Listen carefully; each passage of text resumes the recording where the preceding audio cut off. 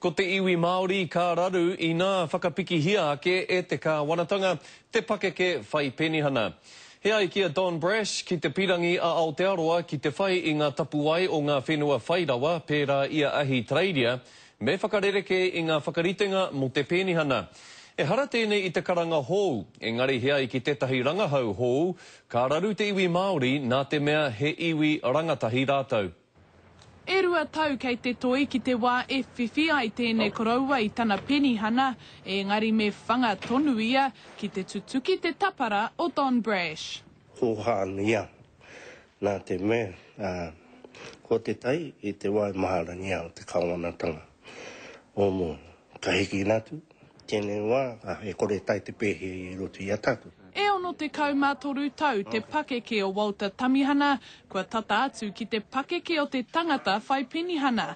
Engari e ai kia Don Brash, me whakapiki ake te kāwanatanga I taua pakeke mai I te ono te kau mārima ki te ono te kau māwhitu. Ko pai iau I te newa, nā te me ko whai mahi ana iau. Ko te aroha e ngā hunga e kore whai mahi ana ianatu.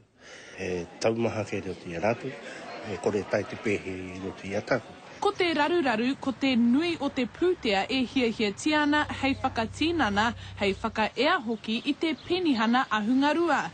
Nā te toko maha o ngā pakeke, kua tata o rātou tau ki te ono te kaumārima, ka nui rawa atu te nama ki te kāwanatanga, ka mutu kia Aotearoa whānui. E ai ki tētahi rangahau a te whare wānanga o Waikato, ko tahi I roto I ngā tāngata e rua te kau, kei runga ake o rātou pakeke I te ono te kau mārima, toko whā I roto I te rua te kau, kei raro I te rua te kau mā whā. At the younger ages, you have, 4 in every 20 young people are Māori. These are the people who will disproportionately contribute to pensions in the future. So, yes, you have a bigger proportion of younger people paying in at the bottom and a smaller proportion taking out at the top. He kaupapa nui tēnei I kōrerotia e tari ana tūria I ngā tau ki muri, hei tāna me toro hoki te kaupapa nei I te iwi mautere, I te iwi Pākehā Rawakore hoki. E hakaro ke ana rātou ki te pūtea, kore kauke e hakaro atu ana kia ngai tātou te tangata. Mohi o pūmarika atu nā tā rātou, e kore rawa tēnei mea e pā kia rātou. E kore.